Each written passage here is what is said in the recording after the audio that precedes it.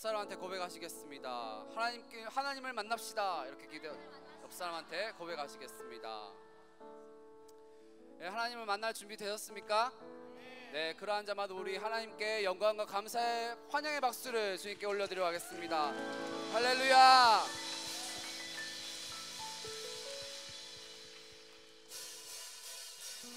우리 박수 치면서 기쁨으로 주님 아버지 앞에 나아가시겠습니다. 우리 선포합시다. 우리 주 안에서 노래하며 주의 이름 찬양해.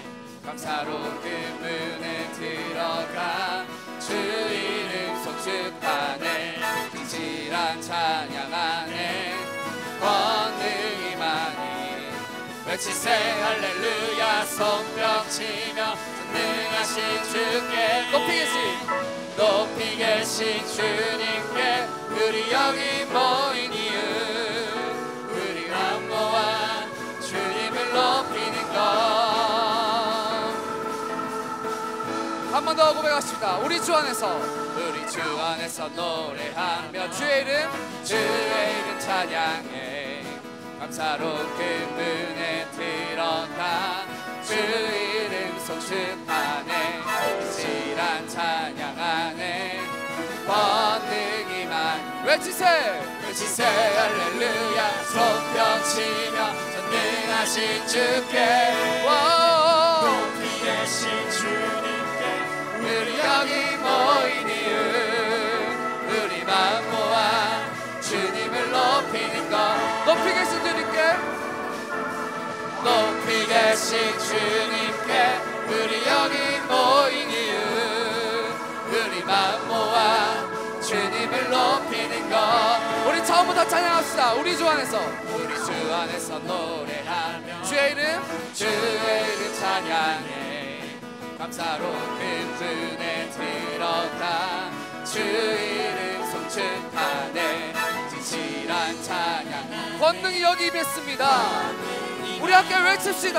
외치세 할렐루야. 손뼉 치며 전능하신 주께 높이 계신 주님께 우리 여기 모인 이유 우리 마음 모아 주님을 높이는 것. 높이 계신 주님께 우리 여기 모인 이유 우리 마음 모아 주님을 높이는 것.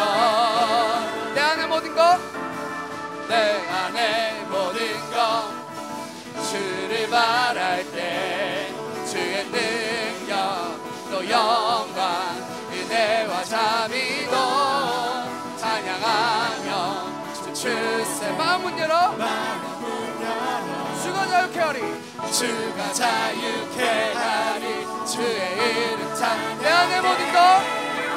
내 안에 모든 주님을 바라십니까? 주를 바랄 때 주의 능력 또 영광 은혜와 자비도 찬양하며 주세.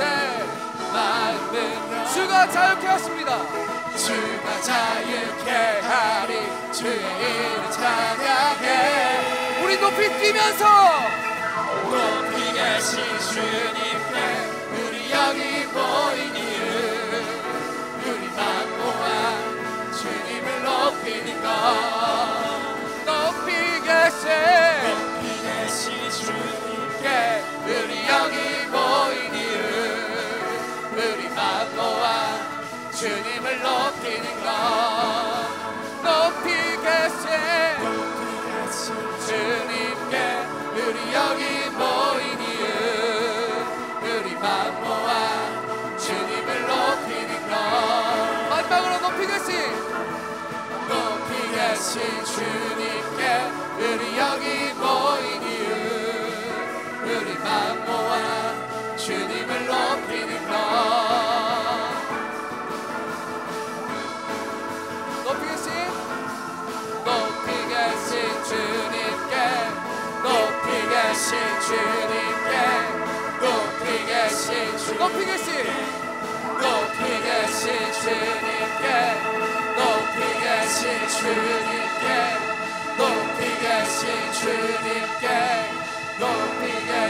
주님께 높이 계신 주님께 할렐루야. 높이 계신 주님의 이름을 찬양합니다.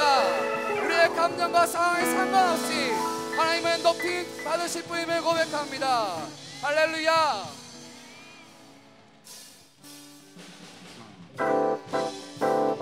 네, 우리 주일날 우리 율동 하셨죠? 그 율동을 기억하시죠? 우리 함께 마음으로 몸으로 주님께 고백해 나아가시겠습니다. 이 자리에 모여 주님의 이름을 찬양해. 이 자리에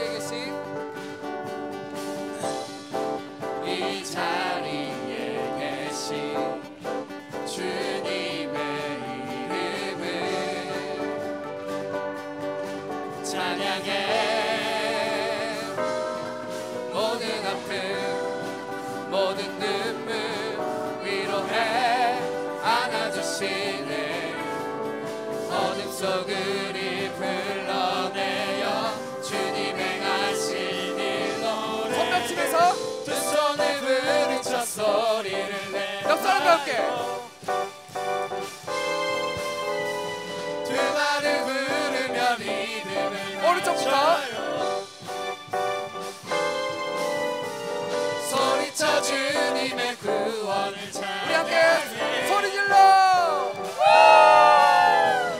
찬양받으신 주님의 이름을.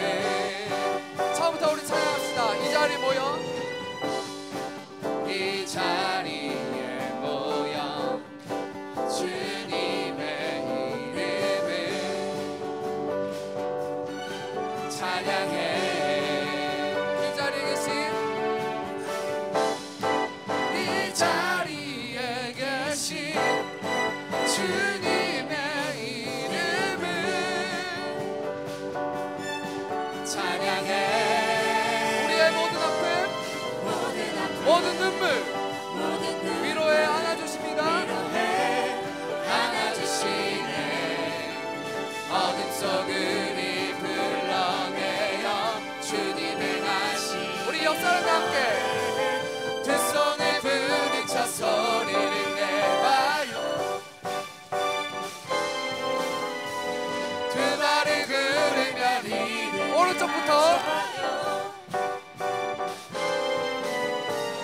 소리쳐 주님의 구원을 찬양해.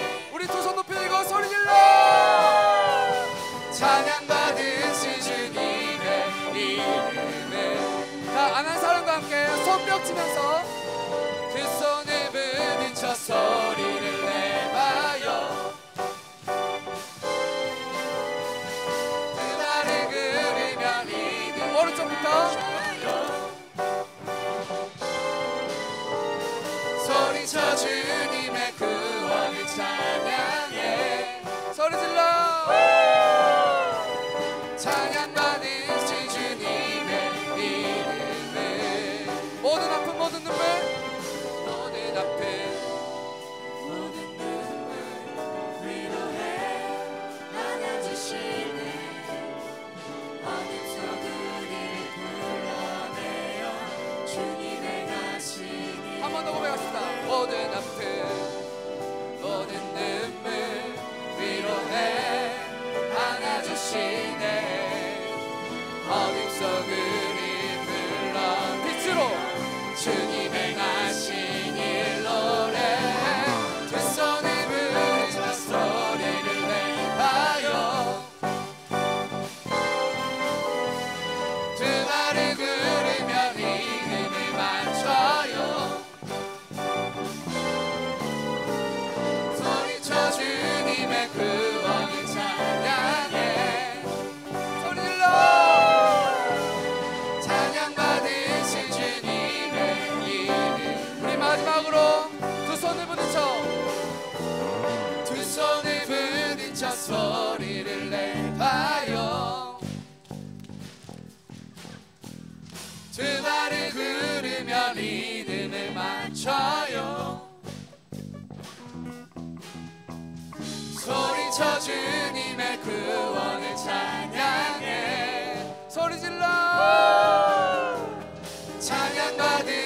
주님의 이름을 두 손을 부딪혀 소리를 내하여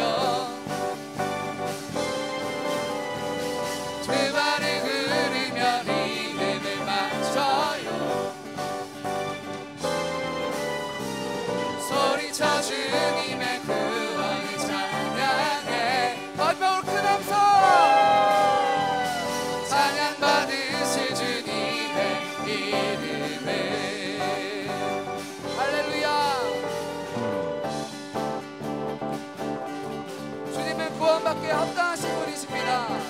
주님은 우리의 찬양 받으시기에 합당하신 분이십니다. 믿으십니까? 할렐루야.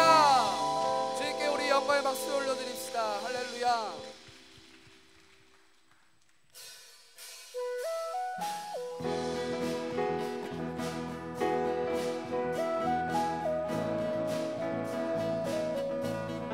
우리 가사를 생각하시면서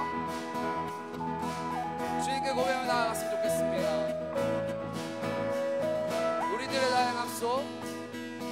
우리들의 다양함 속 삶의 자리 그 가운데 모두에게 친구 대신 주를 찬양합니다. 다른 모습 다른 방법으로 살아가지만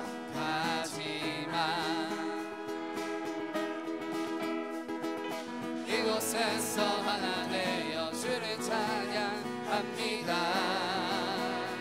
우린 지금 한 몸으로 마음 모두 담아서 아름다운 주를 함께 모여 예배합니다. 닮은 모습 닮은 형상으로 창조되느니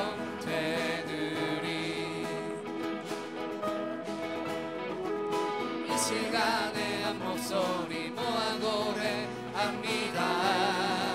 우리가 오늘도 의지하는 주의 사랑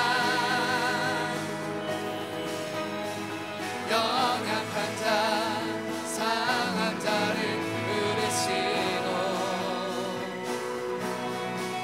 우리를 오늘도 기대하는 주의 사랑 서로 함께 의지하며 가리라. 우리 함께 서로 고백하며 나아가시겠습니다.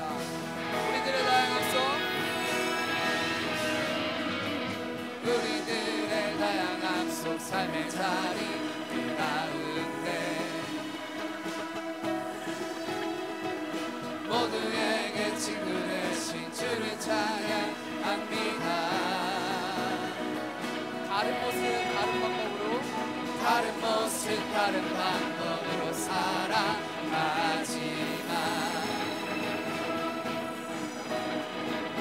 이곳에서 하나 되어 주를 노래합니다.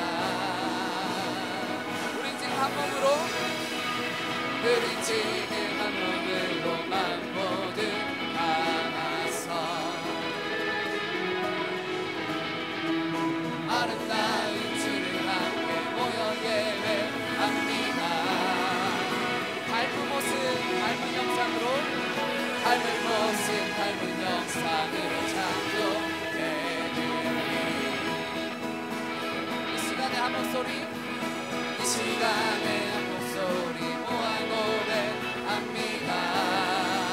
우리가 오늘도 의지하는 주의 사랑 우리가 오늘도 의지하는 주의 사랑 연약한 자 상한 자를 부르시고 우리를 오늘도 기대하는 주의 사랑 서로 함께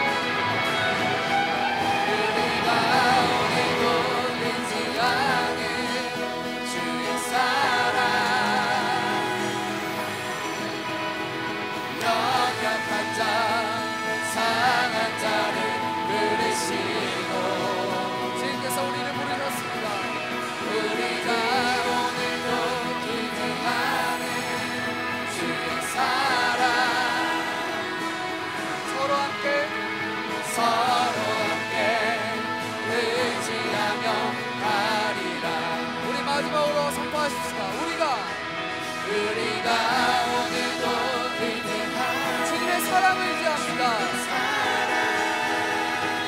연약한 자, 상한 자를 부르시고 우리를 오늘도 위대하는 주의 사랑 서로 함께 의지하며 가리라. 우리 마지막으로 우리가 오늘도 의지하는 우리가 오늘도 의지하는 주의 사랑. 주님, 내가 연약한 자이고 내가 상한 자입니다. 주님께서 우리를 부르셨습니다.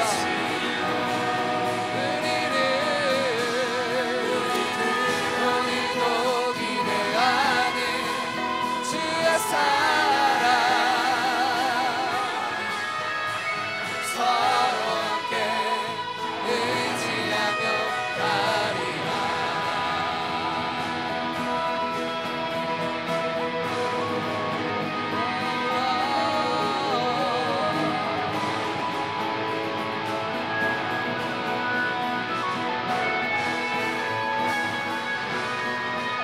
할렐루야. 우리가 서로 의지하며 주님의 사랑을 의지합니다. 우리가 오늘도 의지하는 주의 사랑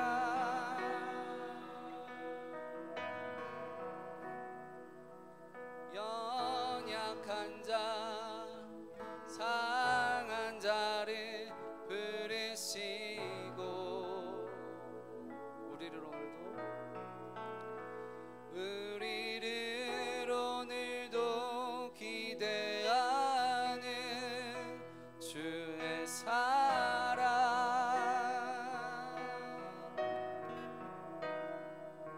서로 함께 의지하며 가리라. 한 번 더 고백하시겠습니다. 우리가 오늘도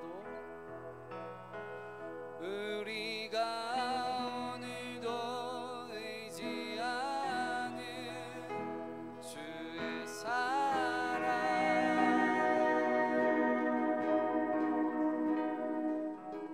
연약한 자, 상한 자를 부르시고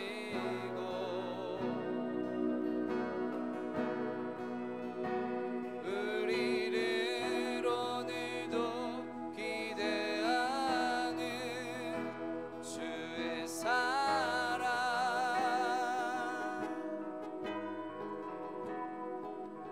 서로 함께 의지하며 가리라.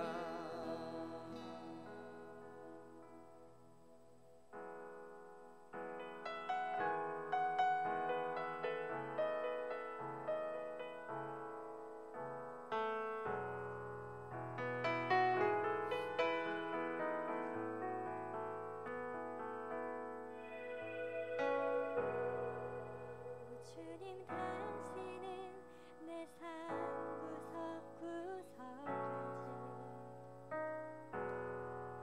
감찰하시며 나를 응원하시는 분 내 길을 밝히소 영원한 생명의 길로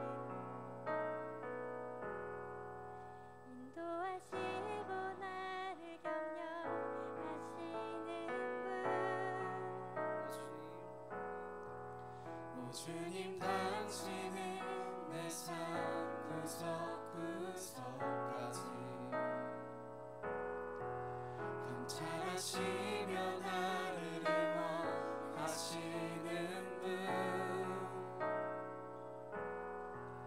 내 길을 밝혀서 영원한 생명의 길로 인도하시며 나를 격려하시는 분 크고 작은 갈등을 겪고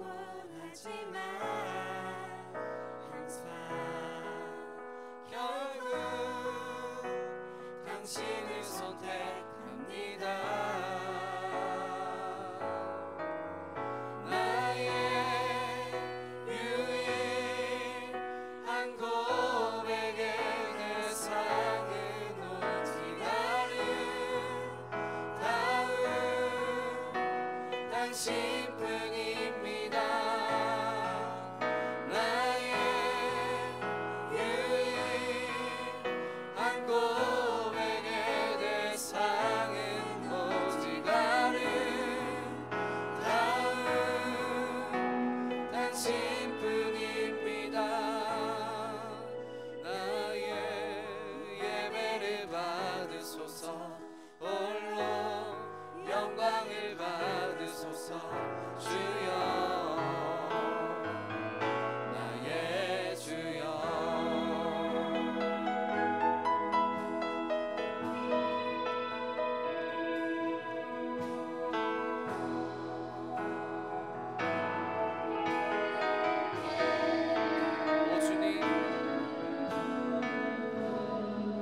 오 주님 당신은 내 삶 구석구석까지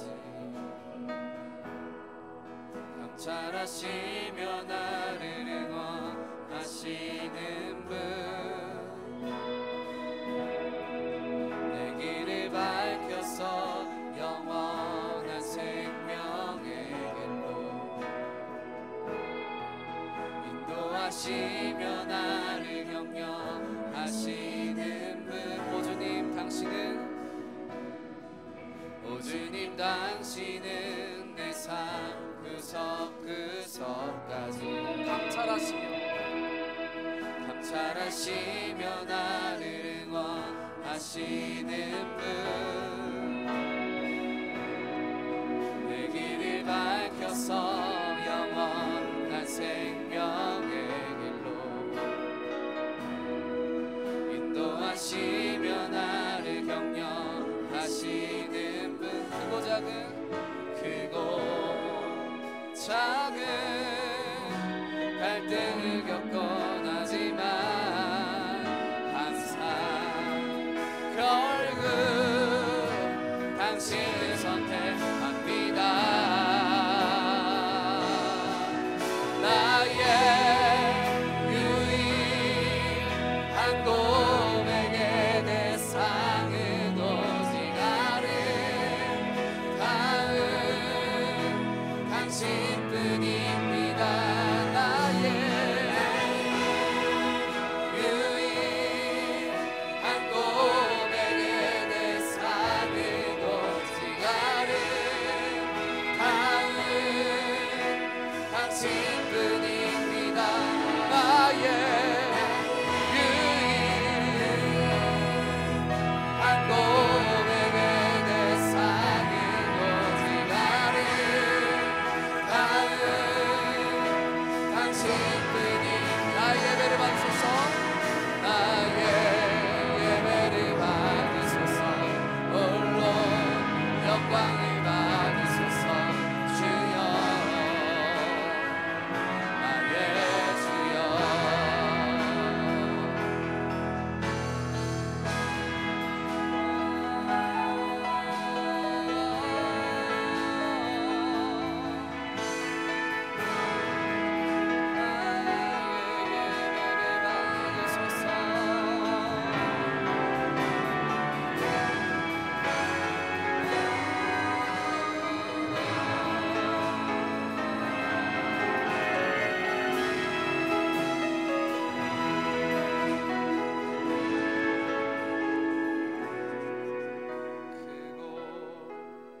작은 갈등을 겪곤 하지만 항상 결국 당신을 선택합니다. 크고 작은 갈등을 겪곤 하지만 항상 결국 당신을 선택. 크고 작은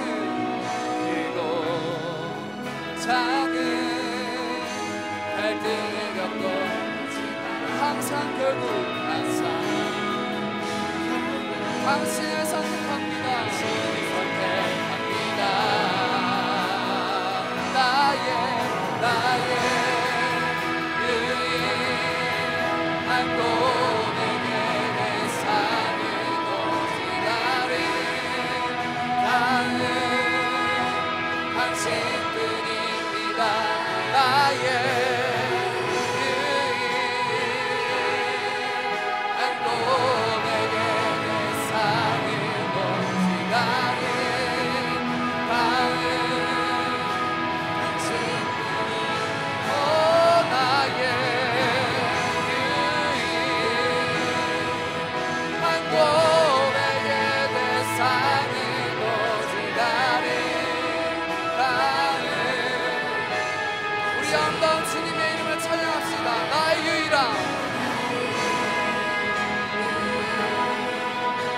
고백의 대상은 오직 나를 닿은 당신뿐입니다. 나의 유일한 고백의 대상은 오직 나를 닿은 당신뿐입니다. 나의 유일한 고백의 대상은 오직 나를 오직 주님이십니다. 당신뿐입니다. 나의 유일한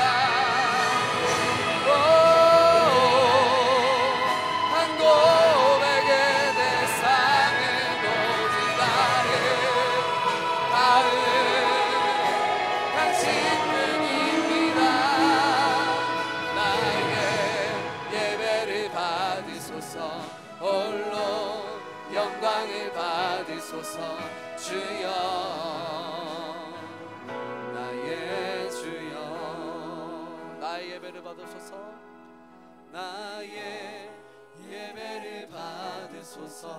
홀로 영광을 받으소서. 주여 나의 주여. 한 번 더 고백하시겠습니다. 나의 예배를 받으소서. 홀로 영광을 받으소서. 주여 나의 주여.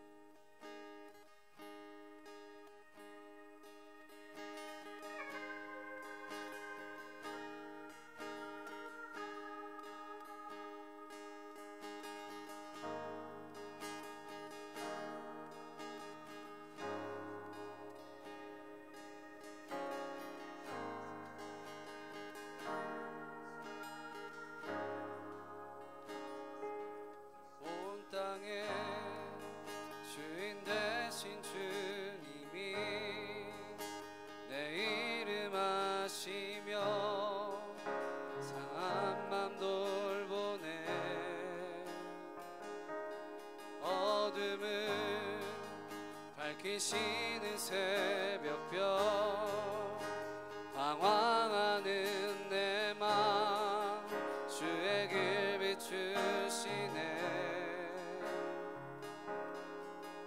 나로 인함이 아니 주가 행하신 일로 나의 행함이 아니 오직 주로 인하여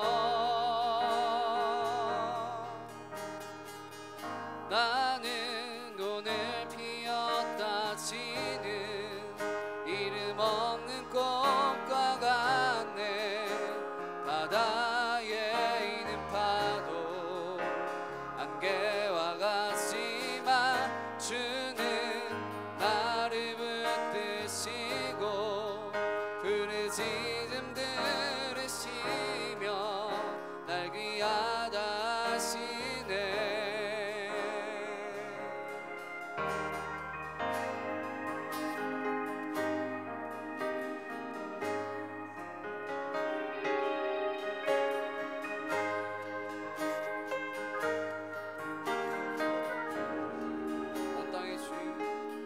온 땅의 주인 되신 주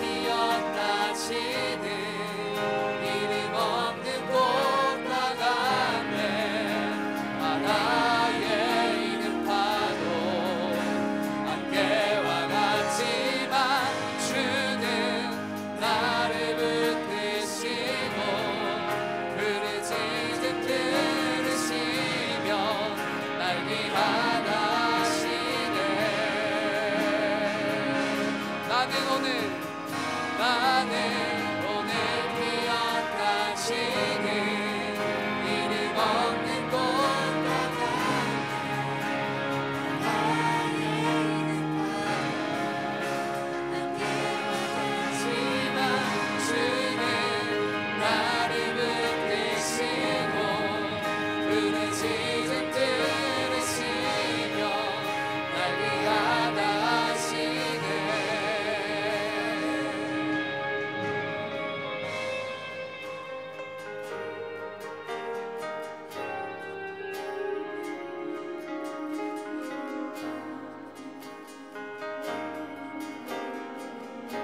주님은 나의 죄를 보시고 주님은 나의 죄를 보시고 사랑의 눈으로 날 일으키시네.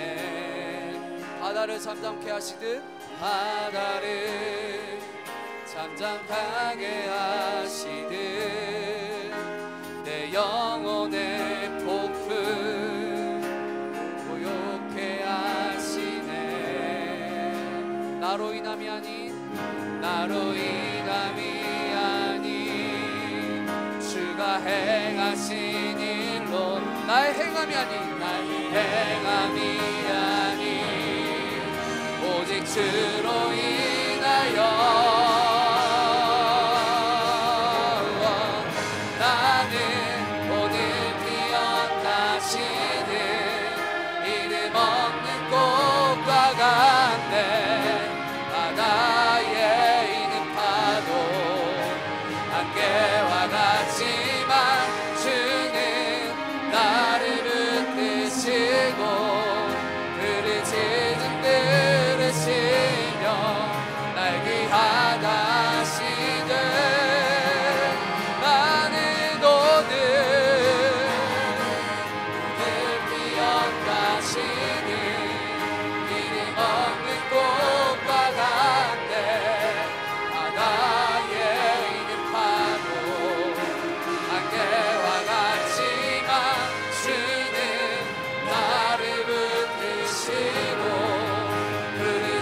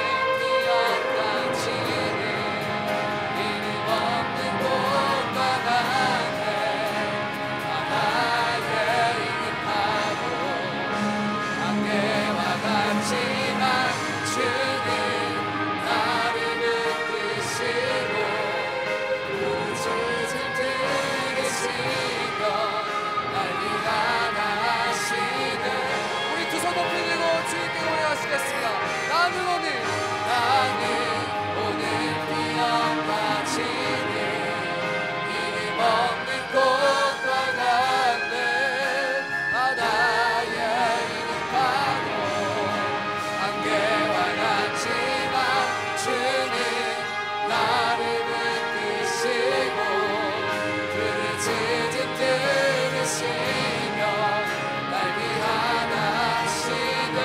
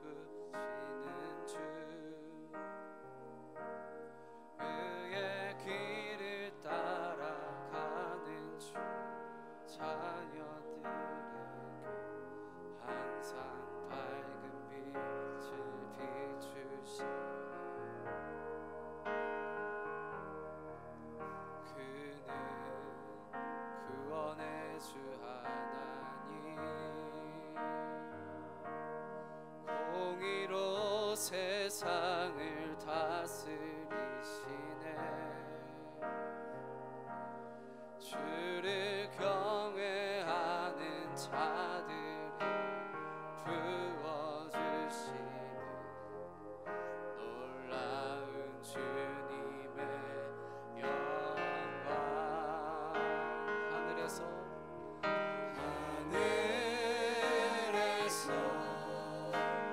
찬란하게 빛나는 주의 영광 이 땅에 오셨네.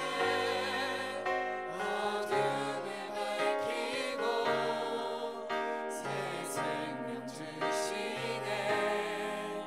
영원히 빛나는 나의 예수님 높이 영광과 찬양 받으실 그 이름 경배합니다. 슬픔을 거두고 내게 자유 주시네. 기쁨의 노래를 영원한 나의 빛 예수께. 우리 한 번 더 고백하시겠습니다. 예수 아름다우니. 예수 우리들을 밝은 빛 은혜와 긍휼을 베푸시는 주 은혜와 긍휼을 베푸시는 주 그의 길을 따라가는 주의 자녀들에게 항상 밝은 빛을 비추시네.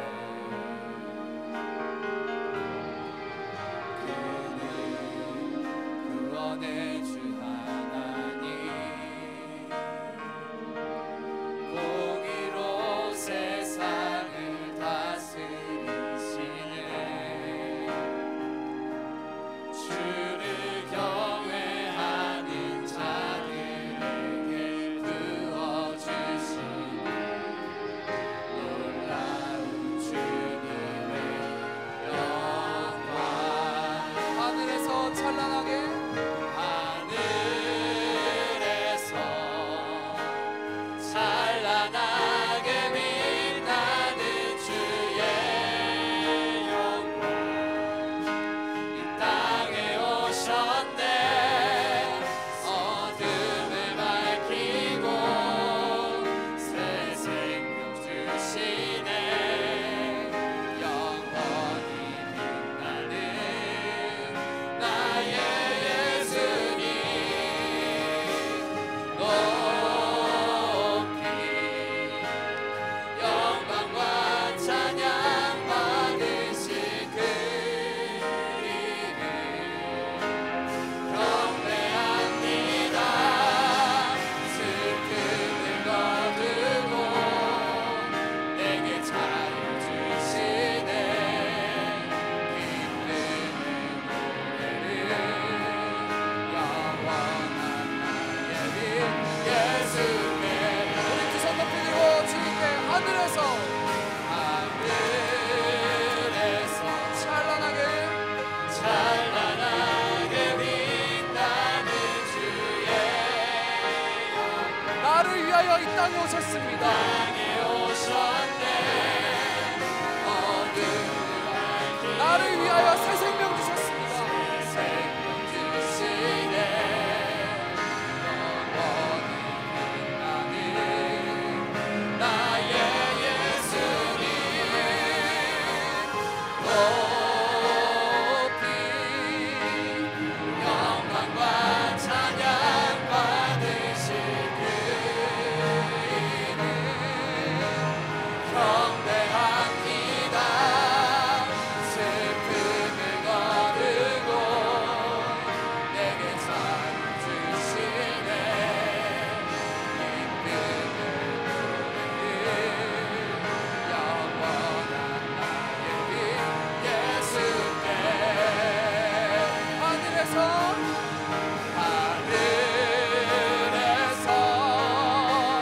찬란하게 빛나는 주의 영광. 이 땅에 오신 주님, 이 땅에 오셨네. 어둠을 밝히고 새 생명을 약속하신 주님, 주시네. 영원히 빛나는 주님, 나의 예수님, 나의 예수님 높이 영광과 찬양 받으신 그를 경배합니다. 슬픔을 거두고 내게 자유 주시네.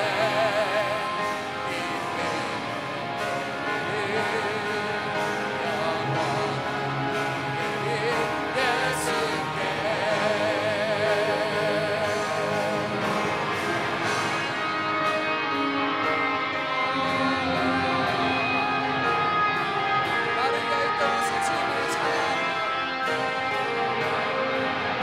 나를 구원하신 이가의 배우신 주님의 이름으로 나아가 주님만 홀로 영광받아 주시옵소서. 주님의 은혜를 우리가 잊지 않게 하여 주시옵소서. 주님의 나라 감격이 우리 시간 가운데 회복되어진 역사가 일어나게 인도하여 주시옵소서. 하늘에서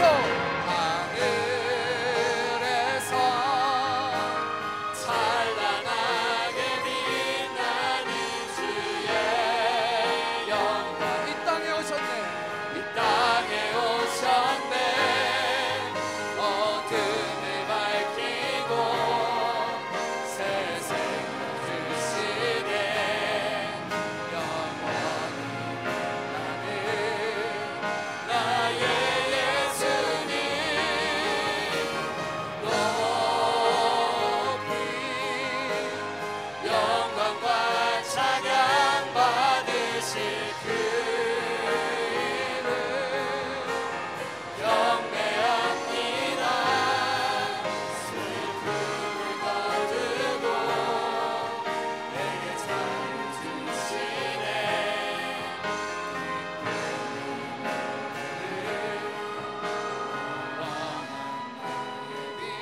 예수께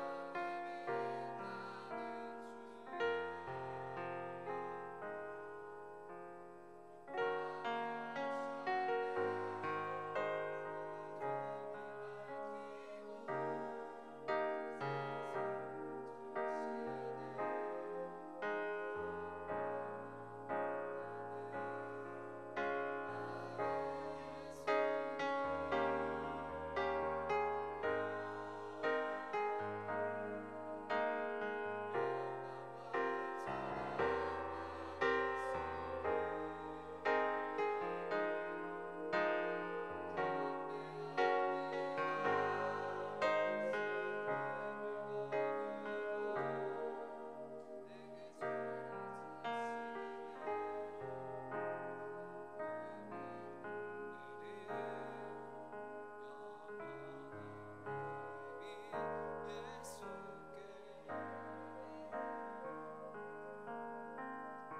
우리 예수님께 고백하며 나아갔으면 좋겠습니다.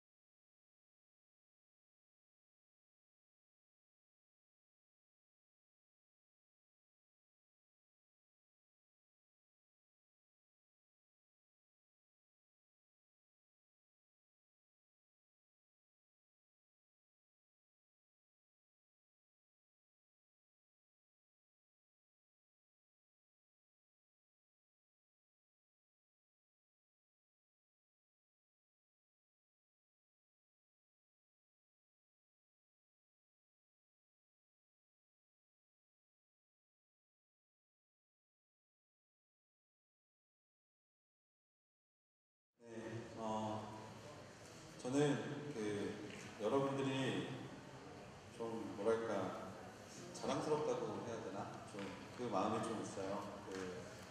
사실 수련회라는 데가 그 이제 좀 오기에는 굉장히 많은 결단을 해야 되고 또 시간뿐만 아니라 또 우리의 이제 용돈까지 드려야 하는 곳이기 때문에 저는 이 자리 가운데 나온 여러분들을 정말 축복합니다. 혹시 다른 교회에서 오시는 분들도 몇 분 계시다고 들었는데 정말 그분들은 좀 말씀을 사모하는 자리 가운데 나오심에 정말 너무 좋고요. 또 여자친구 따라온 또 형제가 있다라고 얼핏 들었는데 네, 그 형제도 네, 하나님의 은혜가 좀 함께 임하게 되기를 바랍니다. 여러분 우리가 수련회 와서 좀 착각하는 것들이 하나 있어요. 뭐냐면 찬양이 막 끝난 이후에 그 마음이 사실 우리를 굉장히 혼란스럽게 만든다라는 걸 좀 기억해야 할 것 같아요. 저번에 여러분 이제 찬양을 드릴 때 사실 우리가 제일 영향을 많이 받는 것 중에 하나가 무엇이냐면 조명이거든요. 조명 그리고 사운드예요. 조명은 사실 모든 설교하는 사람들 또 스피치하는 사람들이 가장 신경 쓰는 게 조명입니다. 여러분 히틀러라는 사람 아시죠? 히틀러라는 사람이 설교를 할 때는 항상 어떤 분위기냐면 가운데에 단을 쌓아놓고 핀 조명으로 히틀러만 딱 비추는 거예요. 왜? 집중하게 하기 위해서. 그게 사실 세뇌의 기본이거든요. 그런데 그와 비슷한 일을 사실 교회에서 좀 하고 있어요. 뭐냐면 찬양 때 굉장히 화려한 조명들 있잖아요. 얼마 전에 저희 셀러브레이션 할 때 우리 또 FD들이 엄청난 이 손재주로 막 이렇게 안 되는 조명을 막 어떻게든 막 사이키엘 비슷하게 만드는 좀 그런 모습을 봤는데 제가 하지 말라 그랬어요. 그래서 하지 말라고 했던 이유가 뭐였냐면 찬양에 집중하는 게 아니라 뭔가 분위기에 집중하게 되는 좀 그런 면이 있어서 제가 FD들한테 고생은 했는데 다음부터는 하지 않았으면 좋겠어 라고 이제 좀 이야기를 좀 했고 찬양이 막 끝난 직후에 우리의 마음은 왠지 하나님을 느낀 것 같고 왠지 막 이 슬픈 마음이 나의 뭐를 고백하게 만드는 것 같다라는 착각을 하기 쉬운데요. 여러분 하나님은요 감정적으로 만나야 하는 것도 맞지만요 여기서 멈추는 건 사실 여러분 경험해봐서 알잖아요. 항상 수련회 때 뜨겁게 찬양하고 뜨겁게 기도해봤는데 달라지는 게 있던가요? 달라지는 게 있던가요? 없었을걸요. 왜냐하면 하나님은 감정에 머무르면 안 되는 거기 때문이에요. 하나님은 사실 그보다 더 우리가 정말 하나님을 인격적으로 만나야 한다라는 게 그런 이유거든요. 그래서 권면합니다. 여러분 찬양이 끝났다고 여러분의 예배가 끝난 게 아닙니다. 찬양이 끝났다고 이제 자야지라고 이제 준비하시는 분들 마음을 좀 새롭게 하시고요. 여러분들이 말씀을 통해 말씀하시는 하나님을 좀 경험하면 좋겠고요. 특별히 항상 수련회 되면 공식이 있잖아요. 낮에 좀 놀다가 밤 되면 집회하고 기도 막 한 2시간 하고 끝나면 셀러브레이션 즐겁게 하고 마무리하는 오늘은 그런 형식은 아닙니다. 이제 제가 말씀 같이 나누고요. 이제부터 여러분들에게 이 수련회를 와서 무언가 하나를 정말 그러니까 하나님을 만나게 되는 좀 그런 경험을 또 여러분들의 동역자들을 통해서 좀 그런 경험을 하기 위해서 특별히 이제 지금부터 이제 시작되는 시간 가운데 여러분들이 좀 더 집중하시면 좋을 것 같고요. 그다음에 말씀을 통해서 말씀하시는 하나님을 만나게 되기를 정말 주님의 이름으로 축원합니다. 그래서 여러분들이 좀 그런 결단을 하셨으면 좋겠고요. 여러분 시간 내서 오신 거잖아요, 그렇죠? 다들 바쁘잖아요. 다들 바쁜 거 모르는 거 아니고 학기 막 시작해가지고 한참 정신 없을 때 이때 수련회를 하는 이유가 우리의 삶에 바쁜 거 잠시 내려놓고 하나님께 조금 더 집중하기 위해서니까 결단한 마음이 무언가 아름답게 열매를 맺게 되는 귀한 시간이 되기를 주님의 이름으로 축원합니다. 오늘 하나님이 우리에게 주신 말씀은요 요한복음 5장 1절부터 9절까지의 말씀인데요. 요한복음 5장 1절부터 9절까지 네, 제가 한 절 여러분 한 절 우리 교독하시고 마지막 9절은 함께 합독하면 좋을 것 같습니다. 그 후 예수께서는 유대 사람의 절기가 돼 예루살렘으로 올라가셨습니다. 예루살렘의 양의 문 근처에는 히브리 말로 베데스다라고 하는 못이 있었는데 그 못 주위에는 5개의 기둥이 있었습니다. 여기에는 눈먼 사람들, 다리 저는 사람들, 중풍 환자들 등 많은 장애인들이 누워있곤 했습니다. 그들은 물이 움직이기를 기다리고 있었습니다. 주의 천사가 가끔 내려와 물을 휘저어 놓았는데 물이 움직일 때 맨 먼저 못에 들어가는 사람은 무슨 병에 걸렸든지 다 나았습니다. 거기에 38년 동안 병을 앓고 있던 사람이 있었습니다. 예수께서 그가 거기 누워 있는 것을 보시고 또 그가 이미 오랫동안 알아온 것을 아시고 물으셨습니다. 내 병이 낫기를 원하느냐? 환자가 대답했습니다. 선생님, 물이 움직일 때 못에 들어가도록 나를 도와주는 사람이 없습니다. 내가 가는 동안 다른 사람들이 나보다 먼저 물속에 들어갑니다. 그러자 예수께서 그에게 말씀하셨습니다. 일어나 내 자리를 들고 걸어가거라. 함께 볼게요. 그러자 그가 곧 나아서 자리를 들고 걸어갔습니다. 그날은 안식일이었습니다. 아멘. 제가 잠시 기도하고 오늘 말씀 함께 나눌게요. 사랑이 많으신 아버지 하나님, 하나님의 부르심 앞에 이 귀한 수련회 가운데 하루를 하나님께 정말 그 하나님의 말씀에 붙잡혀 살겠다 다짐하는 하나님의 귀한 백성들의 마음 가운데 말씀의 씨앗을 뿌려주시고 말하는 자의 입술과 듣는 자의 귀를 주관하여 주셔서 이 시간이 하나님을 만나는 풍요로운 시간들이 되게 하여 주시옵소서. 감사드리며 사랑이 많으신 예수님의 이름으로 기도했습니다. 아멘. 네, 세상에 덕후들 많죠. 낮에 최혜은 전도사님이 워낙 자세하게 설명을 잘 해주셔서 저는 거기에 대해서 더 이상 이야기는 하지 않을게요. 세상의 덕후들과 또 예수의 덕후에 대해서 이 시간 덕후로의 부르심이라는 주제를 함께 나누고 싶은데요. 그 전에 이제 한 가지만 좀 이야기를 하고 넘어가면 좋을 것 같아요.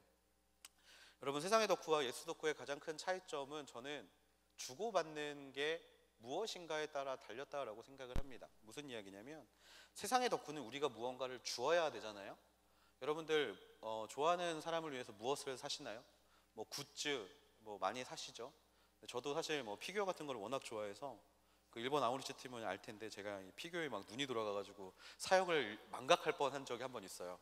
다행히 저희 팀장이 여기 앉아 있는데 팀장이 목사님 이건 안 됩니다 라고 이야기를 해줘가지고 저를 컨트롤 해줘가지고 제가 더 이상 유혹에 빠지지 않긴 했는데 굿즈를 사게 되죠. 뭔가 아이템을 사게 되고요. 가수들 음반이 나오면 음반을 사게 되죠.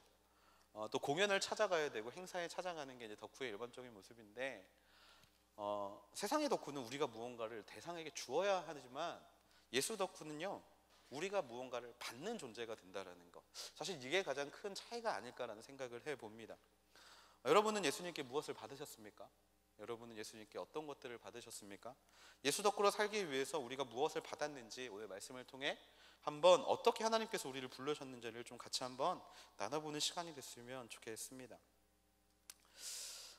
예수님이 원하시는 게 있어요. 무엇이냐면 예수님은 여기 앉아있는 모두가 또 하나님을 믿는 모두가 쉼을 얻기를 원하십니다. 믿으십니까? 아멘. 쉼을 얻기를 원하세요? 여러분이 가장 좋아하시는 말씀이 어떤 말씀이신지 모르겠는데 저는 제가 가장 좋아하는 말씀은 시편 23편이에요. 왜냐하면 가장 외우기 쉬운 말씀이기 때문에 그렇습니다. 가장 외우기 쉬운데 제 마음을 위로하는 말씀이 그 안에 들어있기 때문에 저는 시편 23편을 가장 좋아합니다. 무엇보다 가장 좋아하는 절은 어디냐면요, 나를 푸른 초장과 쉴만한 물가로 인도하시는 하나님이라는 구절을 저는 굉장히 좋아합니다. 사실 하나님을 믿는다는 게 또 세상 가운데 하나님을 증거한다라는 게 조금 더 나아가서 교역자로 산다라는 게 사실은 쉽지만은 않은 것 같아요. 어린 마음에는 무언가 부르심 때문에 좀 뜨거움이 있어서 순간 그 소명을 가지고 달려갔지만 사실 저도 사람이고 저도 되게 감정적인 사람이라 그런 것들을 참아내고 마음을 지킨다는 게 사실 어려울 때가 많아요. 가끔 그럴 때마다 이거 정말 때려칠까, 정말 지금이라도 늦지 않았다, 좀 이렇게 성교 가서 닭강정 팔까 이런 생각 진짜 많이 하거든요. 그런 생각 정말 많이 하는데 그럴 때마다 하나님은 저에게 쉼을 허락하시고 그럴 때마다 제 마음에 평안함을 허락하시고 그럴 때마다 저를 푸른 초장으로 이끌어 가시는 것을 저는 매일 경험하기 때문에 그렇습니다. 근데 저뿐만 아니라요, 하나님은 여러분에게도 동일하게 그 쉼을 허락하시기를 원하신다라는 것, 그게 사실 가장 중요하다라는 거예요. 한마디로 예수 덕후로 사는 사람은요 쉼을 얻을 수 있는 사람이라는 뜻입니다. 그리고 아직 그 쉼을 얻지 못했다면 여러분이 오늘 이 시간에 그 쉼을 누리게 되기를 주님의 이름으로 축원합니다. 쉼을 누리려면 두 가지를 해야 되는데요, 첫 번째로 우리가 나음을 입어야 해요. 나음을. 무슨 이야기냐면 여러분, 쉰다라는 거의 가장 대명사가 뭘까요? 여러분들은 뭐가 있어요? 어쩔 때 쉰다라고 느끼세요? 잠잘 때, 그렇죠? 잠잘 때. 근데 저도 잠잘 때 쉰다라고 느껴요. 근데 여러분, 잠잘 때 한 가지 조건이 있습니다. 뭐냐면 잠을 자기 좋은 상태에서 잠을 자요. 쉬는 것처럼 느껴져요. 그러니까 제가 이렇게 설교를 쓰다 보면 주일날 잠을 못 잘 때가 좀 많거든요. 날을 설 때가 좀 많은데 이제 그 제 자리에서 의자를 뒤로 하고 잠을 자는데 이렇게 자는 잠은 별로 쉬었다라고 생각이 안 들어요. 그냥 꼭 이렇게 침대 같은 데 누워가지고 쿠션 있는 데에 누워서 잠을 자야만 좀 쉬었다라고 느끼거든요. 여러분, 쉼을 누리기 위해서는 나음을 입어야 되는데 무슨 나음을 입어야 하냐면요, 정말 그 쉼에 합당한 마음을 가지고 그 쉼에 합당한 상태에서 쉬는 것이 바로 쉼을 누린다라는 것이거든요. 여러분, 시편 126편 2절에 보면요, 하나님께서는 사랑하시는 자에게 뭐를 주신다라고 하셨을까요? 잠을 주신다라고 하셨어요.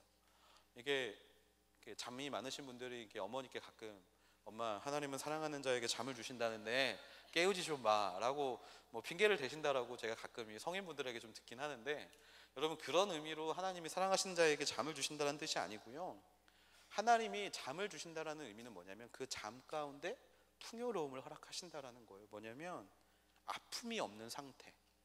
여러분, 언제 잠이 잘 옵니까? 걱정이 없을 때 잠이 잘 오죠. 내일 시험, 물론 뭐 내일이 시험 기간인데 공부 하나도 안 되는데 뭐 될 때 뭐 되려면 되라 뭐 이런 마음으로 잘 주무시는 분들이 있지만, 걱정이 없을 때 사람은 잠을 잘 자게 돼요. 걱정이 없을 때, 아픔이 없을 때, 슬픔이 없을 때 사람은 잠을 잘 만한 상태가 된다라는 겁니다. 제가 그 4년 만났던 제 여자친구랑 헤어졌어요. 이제 제가 좀 장기 연애를 굉장히 많이 했던 편인데, 이제 제가 축구공이를 항상 채였거든요. 맨날 이제 채이는 존재였는데 4년 사귄 자매랑 이렇게 헤어졌는데 그날 정말 마음이 너무 아프더라고요. 그래서 이제 그 자매가 이제 저기 신촌에 있는 모 여대를 다녔는데, 거기에서 제 집이 건대였거든요. 건대. 네, 건대까지 걸어가면서 이제 울면서 이제 계속 걸어갔어요.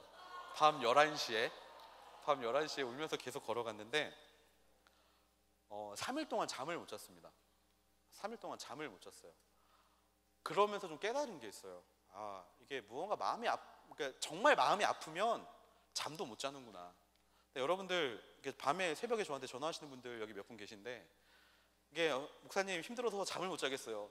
근데 다음날 보면 잠을 잘 자는 것 같아요. 근데 사실 사람은요, 정말 힘들면 잠을 잘 수가 없어요.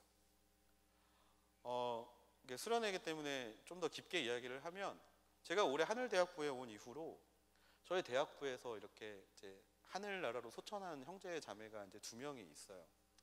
근데 그 친구들을 생각할 때마다 사실 되게 마음이 아파요. 그래서 잠을 잘 못 자거든요. 정말 밤마다 그 친구들이 떠오를 때가 있어요. 그러니까 저는 그 친구들 잘 알지는 못하지만 이제 영정 사진이 되게 제 머릿속에 굉장히 각인이 남은 것 같아서 항상 그 친구들 생각할 때마다 사실 잠을 잘 못 자요. 그래서 오히려 밤에 문자 오는 거에 제가 또 굉장히 예민하게 반응하는 건지도 몰라요. 힘들어 죽겠습니다, 목사님, 죽을 것 같아요. 이제 그런 이야기들에 제가 좀 더 민감하게 반응하는데, 사실 마음에 근심과 걱정이 있을 때 잠을 잘 못 자는 게 원래 보통 사람의 마음이에요. 사람이 잠을 잔다라는 건 하나님이 거기에 정말 아무런 걱정 없이, 근심 없이 그 사람을 편안하게 잠으로 인도하신다라는 뜻이거든요. 여러분, 쉼은 그 상태에서 얻을 수 있다라는 거예요. 쉼은 아픔이 없는 상태. 이거에는요, 육체적 질병도 포함이 됩니다. 여러분 지금 건강하시죠? 근데 여러분 혹시 그 건강한 상태에서 잠을 잘 자는 거에 대해서 하나님께 감사해 본 적이 있나요? 아마 없을 거라고 생각이 돼요. 잠 잘 자는 것 너무나 당연한 거라고 생각되니까. 근데요, 여러분, 그것 또한 하나님의 은혜라는 것을 우리는 기억을 해야 한다는 거예요. 예수 덕후로서 우리가 쉼을 누리려면요, 육체적, 정신적, 마음적 모든 질병에서 벗어나야 쉼을 얻을 수 있다라는 겁니다. 성경 오늘 말씀에 보면요, 하나님이 한 인간에게 정말 그 쉼을 허락하는 장면이 등장을 합니다. 이 사람은요, 38년 된 병자예요. 유대인의 명절이 되어서 예루살렘에 올라가신 예수님이 양의 문 곁에 있는 베데스다라는 연못으로 올라가십니다. 그런데 거기에는요, 굉장히 많은 사람들이 있어요. 병자, 소경, 절뚝발이, 혈기 마른 자, 이 사람들이 모두가 거기에 모여 있어요. 왜냐하면 베데스다라는 못이 동한다라고 해요. 그러니까 뽀글뽀글 거품이 올라올 때 제일 먼저 그 못에 들어가는 사람은 상처가 났기 때문에 모든 사람들이 거기 주변에 있었다라는 거예요. 베데스다 연못이 유황못이었다 그래요. 유황못. 그러니까 한마디로 우리나라로 말하면 온천이었던 것 같아요. 그러니까 그곳에 먼저 들어가려고 사람들이 그렇게 주변에 모여서 발버둥을 치고 있었다라는 거죠. 그런데요, 재밌는 거는요, 베데스다 연못가에 모인 사람들은 다른 것을 하는 사람이 아니었다라는 거예요. 그 사람들이 하는 건 뭘까요? 베데스다만 쳐다보고 있는 거예요. 물이 동하기만을 기다리고 있는 거예요. 왜냐하면 물이 동하면 빨리 들어가야 나음을 얻기 때문에. 근데 여러분, 이게 어떻게 보면 너무나 당연한 것처럼 보일지 모르겠지만요, 사실 이게 굉장히 우리에게 전하는 메시지가 큰 것을 우리는 보게 됩니다. 수많은 병자들이 있는데 이 수많은 병자들은 모두 다 중병 환자들이 아니에요, 여러분. 걷지 못하는 사람, 그럴 수 있다고 생각해요. 그런데 여러분, 여기에 보면 절름발이도 있거든요. 절름발이. 여러분, 절름발이 세상 사는데 다른 사람들의 시선이 좀 두렵긴 하지만 그렇게 어렵게 사는 건 아니거든요. 모두가 중병이 아니에요. 그런데 모든 사람들이 거기를 집중하고 있었다는 거예요. 그들이 바라보는 건 오직 물이 언제 동할까, 물이 언제 움직일까, 그것만을 바라보는 사람들이 거기에 있었다라는 거예요. 근데 재밌는 건 예수 그리스도가 그 옆에 갔는데 아무도 예수 그리스도를 바라보지 못한다라는 거예요. 예수님은, 여러분, 이 사람들은 예수님의 이야기를 듣지 못했을까요? 아니요. 예수님의 이야기를 들었어요. 왜? 예수님이 이미 소문이 온 유대 땅끝까지 이미 퍼져 있는 상황이었거든요. 예수님을 만나면 치료를 받는다, 예수님을 만나면 나음을 입는다 라는 게 이미 소문이 나 있는 상황인데, 그 예수님이 옆에 왔는데 신경을 쓸 겨를이 없는 거예요. 왜? 이 사람들에는 마음의 상처가 있기 때문에, 이 사람들은 육체의 상처가 있기 때문에, 한마디로 이 사람들은 쉼을 얻는 사람들이 아니었기 때문에 자기에게 집중을 하고 있다라는 거예요. 자기에게 집중하면 예수님이 보이지 않아요. 그들 마음은 소원에 사로잡혀 있어요. 내가 나음을 얻어야겠다라는 소원, 내가 이 몸이 빨리 나았으면 좋겠다라는 소원, 그리고 내 이 부족함이 빨리 해결되었으면 좋겠다라는 소원, 그런 소원이 우리를 잡고 있고 그 소원을 가진 자들은 쉼을 얻지 못한다라는 겁니다. 여러분들도 이 쉼을 제대로 누리고 있느냐라고 물어보면 여러분들 거기에 대답하실 수 있는 분이 과연 몇 분이나 계실까요? 여러분들도 베데스다 연못가에 모인 사람들과 별반 다를 바가 없다라는 겁니다. 여러분뿐만 아니고요, 저도 마찬가지고요. 세상을 사는 사람들 중에 과연 여기서 얼마나 자유로운 사람이 있을까? 아무도 거기에 대해서 확실히 대답하지 못한다라는 거예요. 여러분, 나에 집중하는 인생은요, 자기 연민에 빠져요. 내가 되게 불쌍해 보여요. 여러분, 자신 만족스럽나요? 여기에 자기가 만족스러운 인생을 살고 있다라고 좀 다짐할 수 있는 사람이 과연 몇 명이나 있을까요? 가지지 못한 나를 불쌍히 여깁니다. 그리고 그것을 가지지 못한 것을 가지고 싶어서 발버둥을 치게 되죠.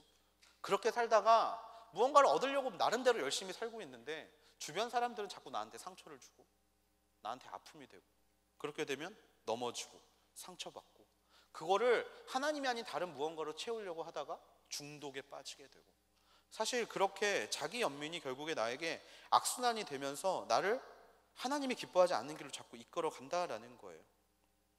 요한복음 5장 5절에 보면 온갖 불행한 사람들이 모인 베데스다 연못을 이야기를 하고 있어요. 근데 여러분, 이 베데스다 연못에 모인 사람들이 바로 자기 연민에 빠진 우리들의 모습은 아닌가요? 저와 여러분의 모습은 아닌가요? 38년이란 생활, 거기 38년 된 병자가 있다라고 이야기를 합니다. 여러분은 몇 년을 사셨는지 이제 각 사람마다 다 다르니까 저로 예를 들면, 베데스다 연못에 있는 이 38년 된 병자, 이 병자가 가지고 있는 이 38년이라는 시간은요, 자기에게 집중했던 시간, 이 38년이라는 시간은 오랜 습관을 깨지 못하고 자기만 바라보는 시간이었다라는 거예요. 베데스다가 어디에 있다라 그랬죠? 예루살렘 성전에 있다라 그랬죠. 교회는 오지만 결국에 그 교회 안에 진정한 나를 발견하지 못하고 진정한 쉼을 얻지 못하는 기간, 38년. 말씀은 듣는데 어디선가 흘러나오는 말씀은 듣는데 그 말씀이 삶에 전혀 영향력을 미치지 못하는 시간, 38년. 38년 동안 많은 사람들이 그곳에서 나음을 입고 달려가고 뭐든가 좋은 걸 얻어가는데 나는 전혀 나음도 잊지 못하고 좋은 것을 얻지 못하는 시간이 바로 이 38년이라는 시간. 영적 성장과 믿음의 열매 따위는 어디에 갔는지 알지 못하고 그냥 습관적으로 걸어왔다가 걸어가고, 그냥 예배 끝나면 순모임 왔다가 그냥 돌아가는 인생. 여름 되면 아우니치 참여하고, 수련회 하면 수련회 하나보다 오늘은 또 어떤 예쁜 자매가 있을까 그냥 바라보러 가는 인생. 그냥 그런 인생이 바로 베데스다에 모여있는 사람들의 인생이라는 거예요. 자기밖에 모르는 인생, 자기만 바라보는 인생. 신명기 2장 14절에 보면 이런 말씀이 있어요. 우리가 가데스 바네아를 떠나 세레 골짜기를 건널 때까지 38년이 걸렸다. 여호와께서 그들에게 맹세하신 대로 모든 세대의 모든 군사들은 다 진영에서 사라지고 말았다. 이스라엘에게 있어서, 출애굽 세대에게 있어서 이 38년이라는 시간은요, 죄악에 빠져서 살던 시간, 바로 그 시간이 38년이라는 시간이에요. 쉼을 얻지 못하는 시간. 한마디로 예수님을 알고 하나님을 사랑한다라고 입으로만 고백했던 시간, 38년. 38년 된 이 병자는 신학의 결핍으로 영적으로 메마른, 또 당시의 모든 사람들을 이야기를 하고 동시에 오늘 우리를 이야기하고 있는 사람이라는 겁니다. 여러분, 여러분의 마음은 이 38년 된 병자처럼 혹시 자기 연민과 나를 바라보는 어떤 그런 인생에 사로잡혀 있지 않습니까? 혹시 그런 상태에 있을 때 여러분은 무엇을 하고 계시나요? 무언가 내 마음을 채워주기를 원하는 마음으로 다른 것들을 바라보고 있지 않습니까? 무언가 다른 것들을 쫓아가려는 삶을 살고 있지 않습니까? 그렇게 세상에 있는 것들을 향하여 덕후라는 이름으로 달려가고 있지는 않습니까? 저는 그런 분들에게 오늘 쉼을 얻게 되기를, 그래서 예수 덕후로 살게 되기를 주님의 이름으로 축원합니다. 38년 된 병자를 예수님은 바라보고 계세요. 38년 된 병자를 예수님은 바라보고 계세요. 예수님은 그를 아셨죠. 그리고 그가 병이 그렇게 오래된 것 또한 예수님은 알고 계셨어요. 주님은 왜 많은 병자들 중에 하필 그 사람을 보셨을까? 여러분, 이걸 복불복이라고 생각하시는 분들이 가끔 있더라고요. 어떤 사람은 하나님이 금방 만나주시고, 또 어떤 사람은 정말 상상하지도 못한 많은 시간이 걸려야 하나님이 만나주시는 거 아닙니까? 하나님은 그런 복불복을 가지고 그냥 가까이 있는 사람 먼저 택하시는 분이신가? 아니면 부모님이 기도하는 사람 먼저 세워주시는 분이신가? 이런 이야기들 많이 하잖아요. 그런데 하나님은 왜 38년 된 병자를 왜 택하셨나? 그리고 왜 하나님은 그에게 다가가셔서 네가 낫고자 원하시는가? 낫고자 원하는가라고 물어보셨는가? 우리는 이거를 좀 바라봐야 될 필요가 있어요. 그 사람은요, 아무 쓸모없는 사람이었어요. 여러분, 그 사람은 가진 게 아무것도 없는 사람이었죠. 낮에 재윤 전사님이 말씀하신 것처럼 그 사람은요, 정말 아무런 쓸모 없고 아무런 하나님 앞에 선한 것이 하나도 없는 사람인데, 그렇기 때문에 하나님은 그 사람을 부르신다라는 거예요. 왜? 하나님이 우리에게 이렇게 말씀하셨기 때문에. 고린도전서 1장 26절에서 29절 말씀 같이 한번 볼게요. 고린도전서 1장 26절에서 29절 말씀 같이 한번 읽을게요. 시작. 형제들이여, 여러분의 부르심을 생각해 보십시오. 육신적으로 지혜 있는 사람이 많지 않고 능력 있는 사람도 많지 않고 가문 좋은 사람도 많지 않습니다. 그러나 하나님께서는 지혜로운 사람들을 부끄럽게 하시려고 세상의 어리석은 것들을 택하셨고, 강한 것들을 부끄럽게 하시려고 세상의 약한 것들을 택하셨습니다. 또한 하나님께서는 잘난치 않은 것들을 없애시려고 세상의 천한 것들과 멸시받는 것들과 아무것도 아닌 것들을 택하셨습니다. 이는 어떤 육체라도 그분 앞에서 자랑하지 못하게 하려는 것입니다. 아멘. 하나님이 결국에 우리를 선택하신 이유는요, 38년 된 병자를 선택하신 이유는요, 바로 우리의 약함을 주님이 주목하시고 그 삶을 통해 하나님이 영광 나타내시기 위해서. 여기서 우리가 무엇을 깨달아야 될까요? 우리가 약하다는 사실을 깨달아야 한다는 거예요. 내가 낫고자 하느냐? 예수님이 우리에게 물어보신다라는 겁니다. 여러분, 쉼을 얻기를 원하십니까? 낫고자 원하십니까? 하나님이 지금 여러분에게 물어보고 계시다라는 거예요. 그런데요, 병든 사람의 특징이 있어요. 병든 사람의 특징은요, 굉장히 자신을 합리화합니다. 여러분, 마음의 병들이 누구나 있다라고 생각해요. 여러분들이 가지고 있는 성격의 대부분이 사실은 어떤 상처에서 기인할 때가 굉장히 많거든요. 그런데 여러분, 그런 병을 가지고 있는데, 그런 병을 가지고 있는 사람들의 특징이 뭐가 있냐면 자기 합리화가 굉장히 심하다라는 거예요. 자기 합리화. 굉장히 심합니다. 예를 들면 이런 거예요. 무언가 사랑받고자 굉장히 사랑을 갈구하는 사람이 있어요. 그럼 너는 왜 이렇게 사랑받고 싶어 하니? 너는 왜 이렇게 관종이니? 라고 사람들이 공격하거든요. 그러면 그 사람은 이렇게 합리화를 해요. 난 어릴 때 부모님이 일찍 돌아가셔서 사랑받지 못해서 그래. 그러니까 너희는 나를 사랑해줘야만 해. 자기 합리화가 굉장히 강해요. 그게 사실이라고 하더라도요, 사람은 여러 가지 핑계로 자신을 합리화할 때가 많아요. 여러분 죄 씻기를 바라십니까? 여러분 죄에 물든 습관에서 해방되기를 원하십니까? 그렇다라고 이야기를 하는데, 입으로는 그렇게 이야기를 하는데요, 우리 마음은 스스로 합리화할 때가 굉장히 많아요. 나는 죄를 지을 수밖에 없는 상황이야. 나는 죄를 지을 수밖에 없는 환경이야. 아니, 이렇게 사는 게 맞게 사는 거 아니야? 아니, 예수님께서 말씀하신 거 그냥 그 당시에 그랬던 거지. 예수님은 오늘을 살았던 사람이 아니잖아. 우리는 그 마음이 합리화할 때가 굉장히 많아요. 우리의 믿음을 방해하는 큰 장벽 중에 하나가 있는데, 온전히 되기를 원치 않는 마음이 우리 안에 있어요. 왜냐하면 영적으로 우리가 연약하고 미숙해야만 우리가 짓고 있는 죄악들에 대해서 변명할 거리가 생기거든요. 여러분, 갑자기 마음에 하나님이 왠지 나한테 선교 가라고 말하는 것 같아요. FA 콜링하는데 왠지 마음이 자꾸 막 써야 될 것 같고, 막 바라봐야 될 것 같고, 막 괜히 막 이렇게 안내위원 막 불러야 될 것 같고 막 이런데, 여러분 그때 제일 많이 하는 핑계 중에 하나가 뭡니까? 난 아직 준비되지 않았어. 난 아직 믿음이 자라지 않았어. 난 아직 그 정도의 믿음이 되지 않았어. 내가 가면 걔네들이 힘들 거야. 뭐 이런 고민들 많이 하지 않습니까? 어떤 부르심 앞에 우린 스스로가 연약한 존재여야 하나님의 부르심 앞에 우리가 제대로 응답하지 못할 거라는 정말 근거 없는 믿음, 근거 없는 변명이 우리 안에 너무나 많다라는 거예요. 그래서 우리 안에는 온전하게 되기를 원치 않는 마음이 너무나 많아요. 그래서 예수님은 우리에게 물어보신다라는 거예요. 네가 낫고자 원하느냐? 네가 진짜 낫기를 원하느냐? 너 정말 낫기를 원해? 너 변명하는 게 아니고, 너 나한테 변명할 거리 찾지 말고 너 진짜 낫기를 원해? 라고 하나님이 물어보신다라는 거예요. 그냥 손 얹고 낫게 해주시면 되는데 하나님은 왜 우리에게 이거를 물어볼까? 하나님은 우리의 마음을 보시는 거예요.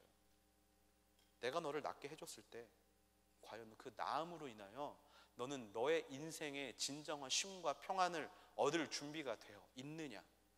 그것을 하나님은 지금 물어보고 계신다라는 거예요. 그냥 낫게 해주신다라는 것, 오랜 질병을 앓거나 마음의 우울증을 앓거나 마음에 상처 입은 사람들, 그 안에 있는 자기 확신, 난 나을 수 없어, 나는 고침 받을 수 없어, 나는 아마 평생 이렇게 살 거야 하는 그 자기 확신을 깨기 전에 하나님은 한 번 더 우리에게 그럴 만한 의지가 있는지, 하나님 안에서 그 나음을 얻을 만한 의지가 있는지 물어보고 계시다라는 거예요. 38년 된 병자에게 내가 낫고자 하는 질문은 바로 오늘 마찬가지로 우리에게 하시는 질문이라는 겁니다. 여러분, 낫기를 원하십니까? 여러분, 쉼을 얻기를 원하세요? 여러분, 맨날 말씀 들으면 나는 저렇게 살지 못하니까 하나님의 사랑하는 사람이 아닌가? 거기에서 머무는 게 아니라 정말 하나님의 부르심 앞에 간절히 나아가기 원하는 마음이 여러분 마음 안에 있으십니까? 하나님이 여러분을 그렇게 만들어 주신다면 여러분 거기에 응답하실 준비가 되어 있으십니까? 하나님은 지금 그걸 여러분에게 물어보고 계시다라는 거예요. 이 38년 된 병자는 근데 그 상황에서 한마디만 하면 되는 거예요. 예수님, 내가 낫고 싶어요. 내가 낫고 싶어요. 그런데 한마디만 하면 되는데 이 38년 된 병자는요, 원망하고 불평을 쏟아냅니다. 뭐라고 이야기를 하냐면 5장 7절 말씀인데요, 주여, 물이 동할 때 나를 못에 넣어줄 사람이 없습니다. 그래서 내가 가는 동안에 다른 사람이 먼저 내려가서 그냥 다 그렇게 낫고 나는 평생 나을 수 없어요. 친구도 없고요, 나는 걸어갈 수도 없고요. 그러니까 나는 그냥 이렇게 살아야 되는 사람이에요 라고 이야기를 하고 있다라는 거예요. 누가 나를 도와줬으면 진작 나았을 거고, 내 몸이 지금보다 조금만 성했다면 좀 더 나았을 텐데 라고 변명을 한다라는 겁니다. 하나님이 여러분을 그 부르시는데 여러분은 그 부르심 앞에 어떤 핑계를 대고 계십니까? 그냥 무릎만 꿇으면 잠이 와요. 안 졸려가지고 말씀 좀 볼까 싶으면 잠이 오고요. 아침에 지하철에서 큐티 할까 해서 큐티책을 피면 이상하게 막 고개가 뒤로 꺾이고, 여러분 하나님 앞에 가까이 가려고 노력은 하는데, 여러분 하나님이 부르시는 자리라는 걸 알고 가려고 하는데 여러분이 가지 못할 때 여러분들은 어떤 핑계를 대십니까? 여러분 어떻게 자기를 변호하세요? 믿음이 없다고? 의지가 약하다고? 아니면 훈련을 받지 못했다고? 아니면 주변에 나를 격려해 주는 사람이 한 명만 있었으면 내가 좀 더 나은 삶을 살 수 있었을 텐데? 아니면 목사님이 나한테 좀만 관심을 더 보여줬으면, 목사님이 좀만 더 나를 양육해 줬으면 내가 좀 더 잘할 수 있었을 텐데, 순장을 좀만 더 잘 만났으면, 순장들은 그룹장을 좀만 더 잘 만났으면, 혹시 여러분 이런 걸로 하나님 앞에 변명을 하고 있지는 않습니까? 예수님은 살아계시는 분이세요. 그리고 그 예수님은 이미 우리를 구원해 주신 분이시고요, 그 예수님은 이미 우리에게 많은 은혜를 허락하신 분이십니다.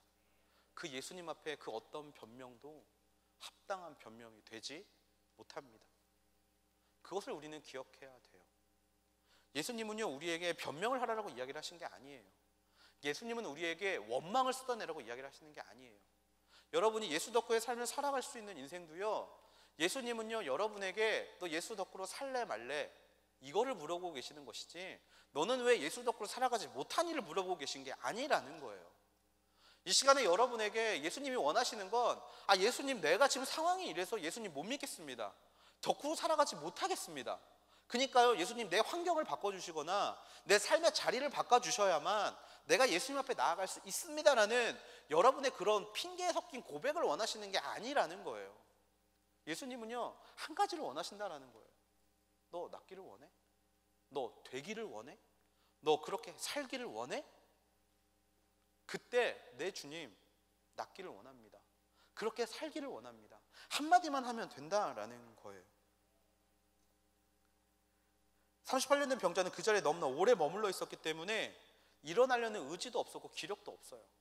그냥 그렇게 인생을 사는 거예요. 아까도 말씀드렸지만 38년의 그 인생은요, 소망도 없고 희망도 없고 의지도 없는 인생. 그런데 그런 주님은요, 변명하는 인생도요 그렇게 세우세요. 5장 8절에 보면 이렇게 이야기하시죠. 일어나 내 자리를 들고 걸어가라. 약한 자야, 모든 것은 네 선택에 달려있다. 일어나라. 네가 일어나서 걸어갈 수 있다라면 너는 앞으로 쉼을 얻을 거야. 네가 내 말대로 살고자 하는 의지가 있다면, 그것을 선택한다면 너는 그렇게 살 수 있을 거야. 너는 변화될 수 있을 거야 라고 이야기를 하신다라는 거예요. 그 안에 어떤 선함이나 그 안에 어떤 좋은 것을 바라보시고 명령을 하신 게 아니라 그냥 선택을 해라. 이미 나는 너에게 줄 수 있는 모든 것을 주었다. 그게 뭡니까? 은혜 아닙니까? 구원의 은혜? 이미 하나님은 구원의 은혜를 우리에게 다 주셨어요. 한 가지만 선택하라고 이야기를 하는 거예요. 그렇게 살래? 너 덕후로 살래? 너 예수님 부르심 앞에 그렇게 살래? 여러분, 살 수 있는 능력이 있기 때문에 그렇게 살래라고 물어보시는 게 아니라는 거예요. 살려고 그 삶을 정말 경험으로, 삶으로 드러내고 싶은 사람의 마음 가운데 예수님은 찾아오시고 성령의 능력으로 함께 해주실 준비를 하고 계시다라는 거예요. 일어나 걸어라. 일어나 걸어라. 일어나 내 자리를 들고 걸어가라. 나를 온전히 믿고 내 말에 순종하면 그렇게 살 수 있다. 그 자리를 손 내밀어 정말 손을 벌려서 그를 초대하고 있다라는 겁니다. 38년 된 병자는요, 어떻게 보면 자기가 나을 거라고 믿지 않았지만요, 본능적으로 한 걸음을 내디딘 것 같아요. 본능적으로. 여러분, 사람의 본능에는 뭐가 있는지 아세요? 하나님을 향한 신뢰가 있습니다. 하나님을 향한 신뢰가 있어요. 정확히 말하면 믿지 않는 자들도요, 급할 때 누구를 찾는지 압니까? 급할 때 신을 찾아요. 왜냐면 그게 본능이거든요. 본능. 사람은 그 마음 가운데 하나님을 찾게 되는 본능이 있어요. 그것을 굳이 억누르지 않는다라면. 여러분 안에도 마찬가지예요. 여러분, 이런 말을 들을 때 사실 우리는 아까도 말했지만 자기 연민, 이건 뭐냐면 내 생각이거든요. 내 생각이 너무 많으면 반응하지 못해요. 반응은요, 여러분, 즉각적으로 이루어져야 합니다. 여러분, 부르심에 반응하지 못할 때는 언제냐면요, 생각이 많을 때예요. 마찬가지로 여러분, 삶의 자리 가운데 여러 부르심의 자리가 있어요. 굳이 교역자의 리더십 콜링의 자리가 아닌, 이거 말고도요, 여러분 섬김의 자리, 사역의 자리, 여러 가지 콜링의 자리들이 있어요. 아웃리치 팀장의 자리도 있고요, 임원들의 자리도 있고요, 여러 가지 사역을 할 수 있는 콜링의 자리들이 있어요. 여러분, 그때 생각하면요 절대 아무것도 하지 못합니다. 사실 이제 곧 또 이 콜링의 시즌이 돌아오는데 교역자들은 정말 있어요. 교역자들이 약간 성경 말씀은 아닌데 좀 신봉하는 말이 하나 있어요. 장고 끝에 악수 둔다라고. 여러분이 오래 생각하면 생각할수록 항상 이상한 변명들을 하더라고요. 근데 여러분, 생각하지 않고 대답하는 친구들이 굉장히 많거든요. 그 친구들은요, 마음의 준비를 안 한 게 아니에요. 그 친구들은 본능적으로 알고 있는 거예요. 순간적인 부르심에 어떻게 반응을 할 때 하나님의 역사가 임하는가. 여러분, 내 생각으로 준비하는 사람은요, 결국에 또 자기 번민에 빠지게 되어 있습니다. 이런 고민들 되게 많이 하잖아요. 아, 나는 이것도 해야 되고 저것도 해야 되고 취직도 해야 되고 뭣도 해야 되는데 이거 괜히 섬기다가 그거 다 놓쳐버리는 거 아니야? 아, 그런데 왠지 하나님이 하라고 하시는 것 같아. 그래서 시작을 했어요. 결과가 아무 토끼도 못 잡아.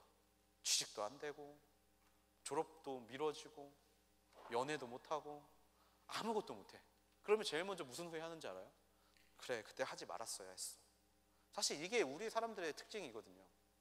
이게 좀 웃기는 말로 그게 종특이에요. 종특. 인간의 종족 특성. 우리의 종특이에요, 그게.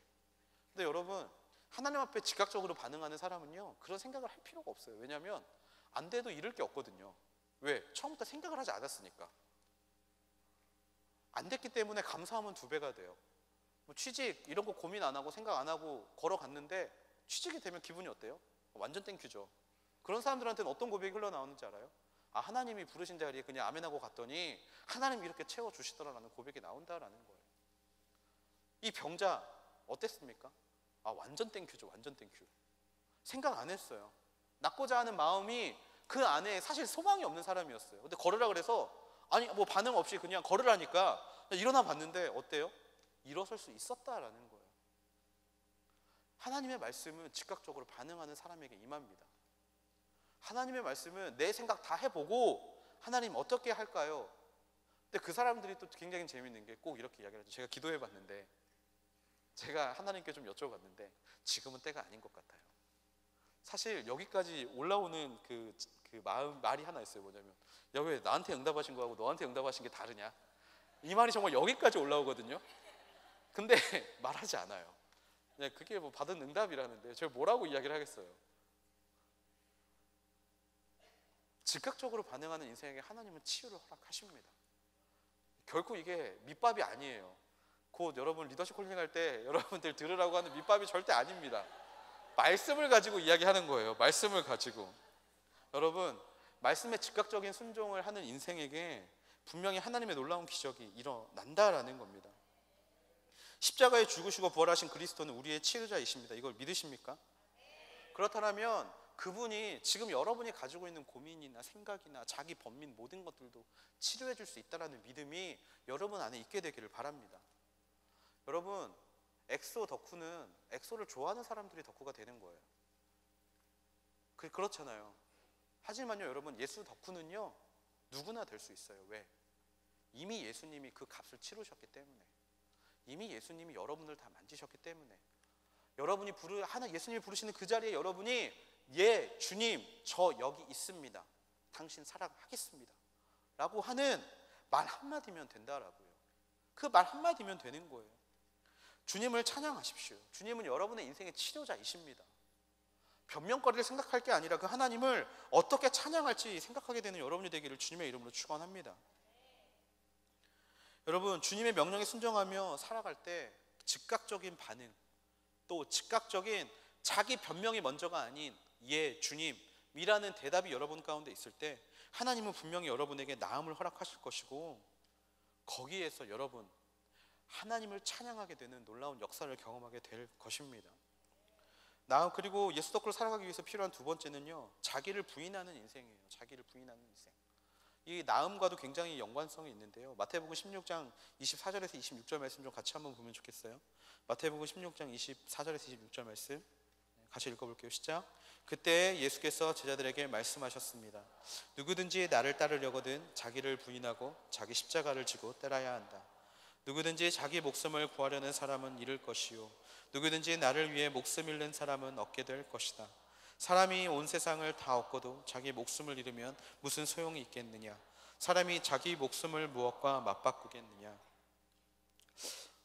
예수 덕으로 살아가는 사람에게, 예수 덕으로 살아가기 위해서 필요한 두 번째는 자기를 부인하는 것. 제 앞에 나음을 얻기 위해 필요한 것과 연관되는 말씀인데요, 예수님은 여러분이 자기를 부인하기를 원하십니다. 나를 따라오거든 자기를 부인하고. 주님이 말씀하신 자기 부인이 무엇일까? 자기 부인, 뭐 와이프 만나는 건가? 자기 부인? 미안해. 아제라 그래, 아제라. 여러분, 그게 자기 부인이 아니에요. 절대 그게 자기 부인이 아니. 너무 반응이 너무 좋은데? 네, 그게 자기 부인이 아닙니다. 여러분, 자기 부인은요, 자기 비하도 아니에요. 사실 우리 자기 비하 되게 많이 하잖아요. 근데 저도 이렇게 약간 좀 감정의 기복이 있을 때 자기 비하를 되게 많이 하거든요. 그러니까 내가 그런 능력도 안 되면서 그래 네 주제에, 사실 이런 이야기를 저도 굉장히 많이 하는데, 자기 부인은 자기 비하하라는 이야기가 아니에요. 열등감을 가지라는 말도 아니고요. 자기 부인의 말의 핵심은 무엇이냐면요, 일단 내 생각에 얼마나 집중하지 않는가, 이게 바로 자기 부인이라는 거예요. 그 마태복음 16장 말씀은 어떤 말씀이었냐면, 예수께서 가이사랴 빌립보에서 이렇게 제자들에게 물어요. 사람들이 나를 누구라고 하느냐?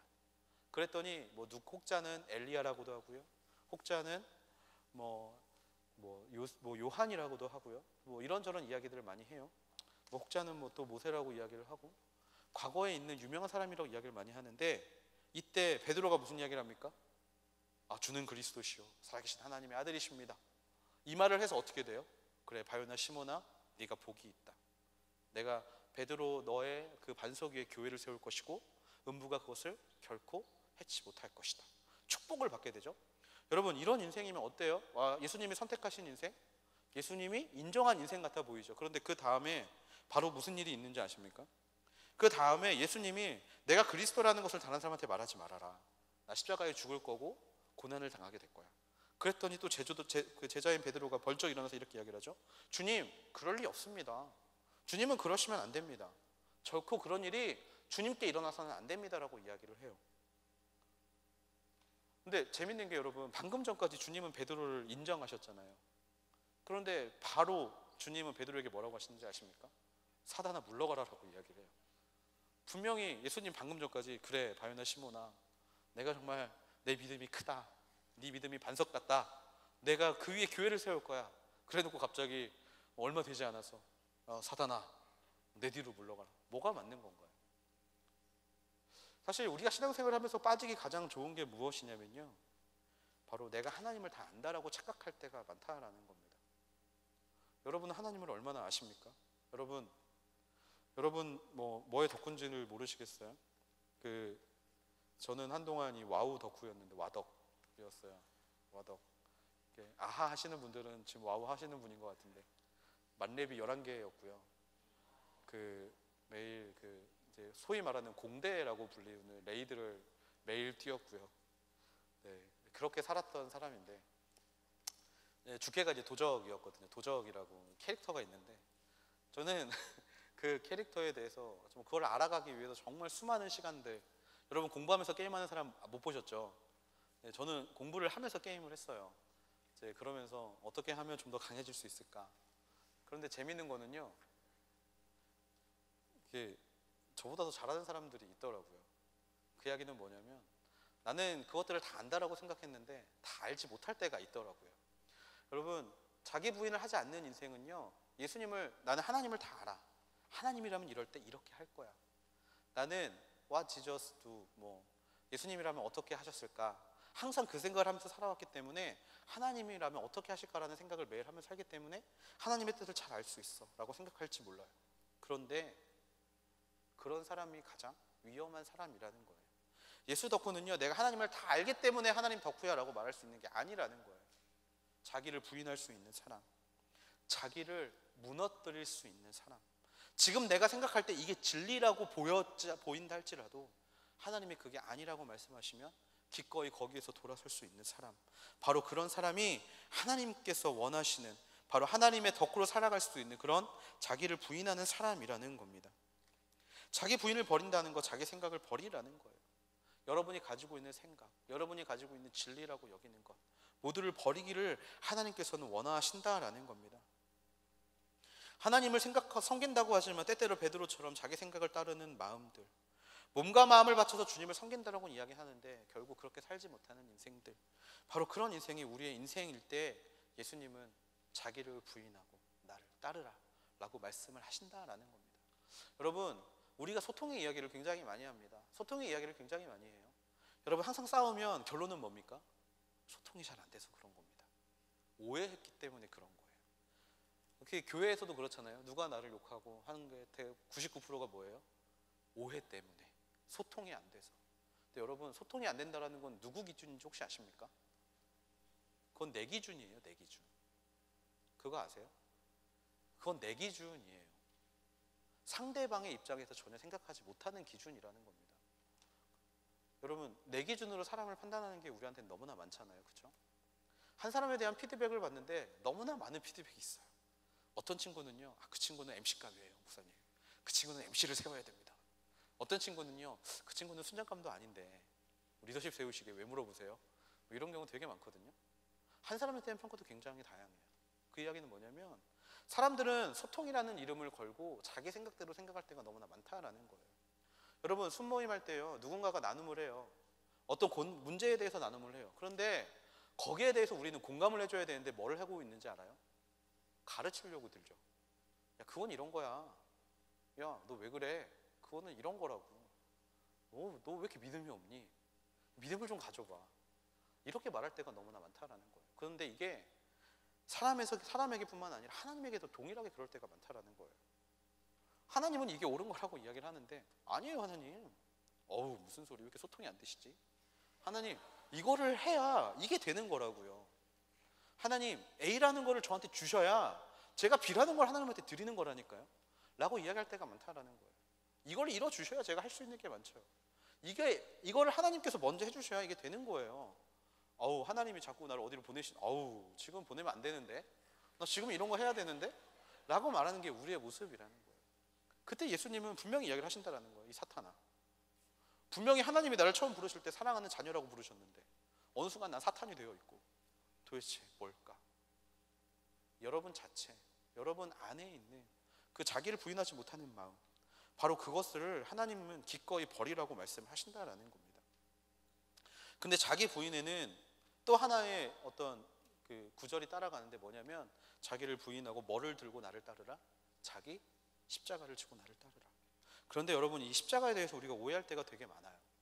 십자가.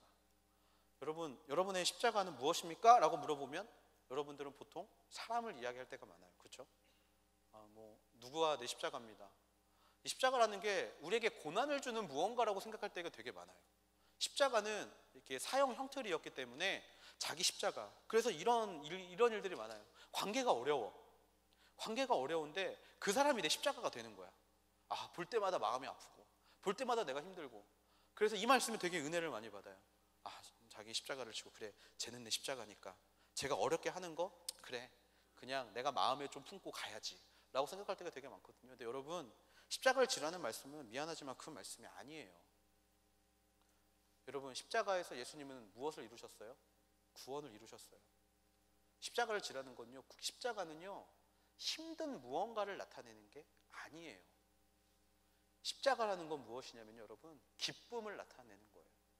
무엇에 대한 기쁨인가? 죽음에서 살아난 기쁨을 바로 십자가라고 이야기를 하는 거거든요.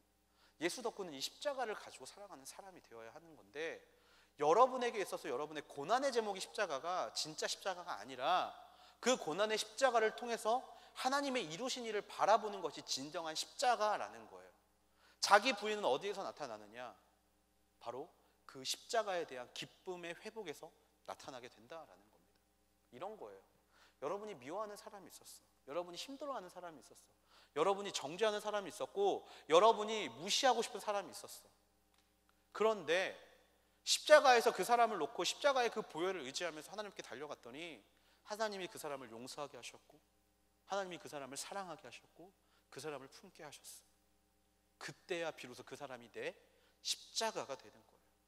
예수 그리스도의 보혈이 나를 그 십자가에 못 박게 하셨고, 그 보혈로 말미암아 무언가 다른 더 나은 내일을 이끌어내시는 것, 그게 바로 십자가라는 거예요.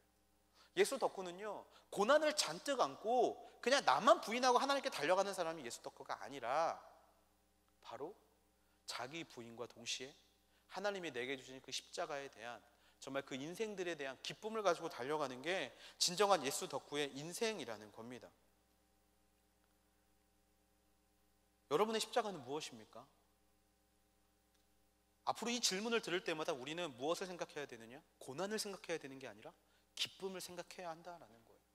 여러분의 기쁨은 무엇입니까? 여러분의 기쁨은 무엇입니까? 특히 저는 순장한테 한번 물어보고 싶어요. 순장들, 여러분들의 기쁨은 무엇입니까? 자, 이게 출제자의 의도를 잘 생각해야죠. 여러분들의 기쁨은 무엇이죠? 그치, 훌륭한 순장이네. 순원들을 내게 주신 게 기쁨이라고 이야기를 해야 되는 거예요. 그죠? 순원들이 내게 십자가, 진짜 우리가 말하는 고난의 십자가가 돼서는 안 된다라는 거예요. 순원들 때문에 순장들이 굉장히 많이 힘들어합니다. 아실지 모르겠어요. 이 또라이 절대 법칙이라고 이게 있는데 뭐냐면요, 어느 모임에는 또라이는 한 명이 꼭 있다라는 거거든요. 왠지 우리 모임에 또라이가 없는 것 같죠? 그럼 누가 또라이인 줄 아세요? 네가 또라이예요. 네가 또라이예요. 네가 또라이. 그러면 그 이야기는 뭐냐면 나 때문에 다른 사람들이 힘들고 하고 있다라는 걸 생각을 항상 해야 된다라는 거거든요. 그래서 이 순원들, 그 순장님들 목양 보고서 보면 순원들을 위해서 정말 눈물로 기도하는 사람들 많습니다. 순원들은 왜 내 이야기 안 들어주냐, 혼자 40분 이야기해놓고 왜 내 이야기 안 들어주냐, 막 순장님 안 되겠네 막 이러면서 막 저한테 연락 오고. 여러분, 다 고난의 십자가였을 거예요. 그런데 예수 덕후의 인생은요, 그 십자가가 무엇으로 바뀐다? 기쁨으로 바뀐다. 말썽꾸러기, 좋은 말로 말썽꾸러기, 내 마음을 어지럽히고 있는 그 절대 또라이가 이제 또라이가 아니라 내 기쁨이 된다라는 것. 그게 바로 예수 덕후의 두 번째 조건이라는 겁니다. 자기를 부인하고 자기 십자가가 되는 것. 예수님은 우리가 무언가 특별한 걸 하기를 원하지 않으세요. 뭐 진짜 세상의 덕후들처럼 매일 쫓아다기를 원하지 않으시고 망원 렌즈 들고 뭐 예쁜 사진을 찍어주는 거 원하지 않으세요. 하나님은요, 자기들을 위해서 무언가 특별한 선물을 준비하고 SNS에 필요한 것을 딱 올렸을 때 그것들을 어떻게든 구해서 주는 팬을 하나님은 원하지 않으세요. 하나님이 예수 덕후로 여러분을 부르시는 건 딴 걸 가지고 하나님께 나아오라는 게 아니라 여러분 안에 있는 자기, 그 자기를 부인하고 기쁨을 가지고 내 앞에 나와봐. 변명거리를 가지고 나 앞에 오지 말고 한번 본능적으로 그렇게 살아보겠다라고 다짐하면서 나와봐 라고 하나님께서 요청하신다라는 겁니다. 그 예수 덕후 자리에 저는 여러분을 초대하고 싶습니다. 특별히 그 자리가 여러분을 변화시키는 자리였으면 좋겠어요. 여러분, 이 자리 왜 오셨습니까? 그냥 친구 따라, 순장 따라. 이 수련회 오면 항상 하는 질문이거든요, 교육자들이. 여러분, 이 자리에 왜 오셨습니까? 결단하십시오. 뭐 이런 이야기 교육자 맨날 하는 말이거든요. 근데 저는 여러분에게 좀 그렇게 강력하게 이야기하고 싶지 않아요. 이제 알아들을 나이니까. 그래서 여러분이 좀 마음을 돌아보는 시간이 되었으면 좋겠습니다. 여러분 마음이 얼마나 하나님 앞에 초점이 맞춰져 있는지, 얼마나 나를 부인할 준비가 되어 있는지, 또 얼마나 기쁨의 십자가를 지고 걸어가고 있는지, 변명거리가 아니라 얼마나 기쁨의 제목으로 하나님께 달려가고 있는지 좀 여러분이 이 시간에 좀 한번 돌아보면 좋을 것 같아요. 이 시간에 좀 그 마음을 돌아보면서 우리가 한 번만 좀 기도했으면 좋겠어요. 좀 한 번만 기도했으면 좋겠는데, 이 시간에 좀 뭐 통성으로 기도하지 마시고요, 좀 잔잔하게 기도했으면 좋겠어요. 네, 그 건반만 좀 쳐주시면 좋을 것 같고요. 좀 우리 마음에 좀 나의 마음을 좀 돌아보는 시간이 됐으면 좋겠어요. 하나님, 내가 하나님을 믿는 그 믿음 안에서 정말 예수 덕후로 살아가기 위한 준비를 아버지 하고자 합니다. 하나님, 그 예수 덕후로의 부르심이 내 안에 있고 그 예수 덕후로의 삶이 아버지 지금 내 눈 바로 앞에 있습니다. 지금까지 살아온 시간만큼 베데스다 연못가 앞에서 아버지 하나님 넘어져 있고 걷지 못하고 있고 무언가 교회는 나가는데 하나님을 진정으로 바라보지 못하는 마음이 아버지 우리의 모습이 아닙니까? 그런데요, 하나님을 바라보지 못하는 지금 이 순간에도, 예수님께 집중하지 못하는 이 순간에 예수님이 나의 옆에 와 계십니다. 나 옆에 오신 예수님은 나를 바라보고 계시고요. 그리고 그 예수님은 나에게 한 가지를 원하십니다. 네가 낫고자 하느냐? 네가 낫고자 하느냐? 오늘 하나님이 나에게 말씀하십니다. 네가 낫고자 하느냐? 너의 인생 가운데 너 스스로 여기기에 많은 아픔과 어려움과 너에게 집중하는 인생, 그런 인생을 살아왔는데 이제 네가 나를 위해 살 준비가 되어 있느냐? 네가 진정으로 그 마음을, 너의 생각을, 너의 모든 것들을 내려놓고 나에게 올 준비가 되어 있느냐? 하나님께서 지금 나에게, 또 이 자리에 앉아있는 여러분에게 말씀하십니다. 여러분 그때 뭐라고 대답하시겠습니까? 변명을 하시겠습니까? 하나님, 저는 아직 준비가 되지 않았어요. 하나님, 이것만 하고요. 하나님 앞에 가까이 가고 싶은데 좀 아직 제 믿음이 그 정도는 아닌 것 같아요. 어떻게 그렇게 변명을 준비하고 계십니까? 아니면 하나님, 이런 나도 변화받을 수 있을까요? 그렇게 나 스스로가 변화받지 못할 거라는 확신을 가지고 주 앞에 나아가시겠습니까? 아니면 하나님, 내 안에 선한 것 없고 내 안에 특별한 것 없고 내 안에 좋은 것 없지만 주님께서 낫고자 원하느냐라고 물어보시니 하나님, 제가 낫고자 원합니다. 내가 무언가 특별해서 낫고자 원하는 것도 아니고 내가 무언가 가지고 있어서 낫고자 원하는 것도 아니고 하나님이 부르시기 때문에 제가 한번 나아보고 싶습니다 라고 고백하시겠습니까? 이 시간에 기도할 때 우리 마음의 변명거리를 제어버리게 하여 주시옵소서. 지금 이 순간에도 내 마음엔 여러 가지 생각들이 나를 붙잡고 있을 줄로 압니다. 이게 도대체 언제 끝나지? 언제쯤 우리가 하고 싶은 거 할 수 있지? 난 정말 이런 거 싫은데 라고 고민하고 있는 친구들도 있을 거고요. 아니면 어떻게든 지금 나의 삶이 너무나 힘들고 어려워서 하나님을 붙잡고 싶어하는 친구들도 있을 줄로 압니다. 우리 이 시간에 조용히 좀 우리의 마음을 돌아보기를 원합니다. 하나님, 이런 나의 마음을 붙잡아 주시옵소서. 그 부르심 앞에 변명되는 인생이 아니라 바로 달려갈 수 있는 인생이 되게 하여 주시옵소서. 그렇게 나를 부르신 하나님 앞에 우리 잠잠히 나의 마음을 올려드리며 이 시간 함께 기도함으로 나아가시겠습니다.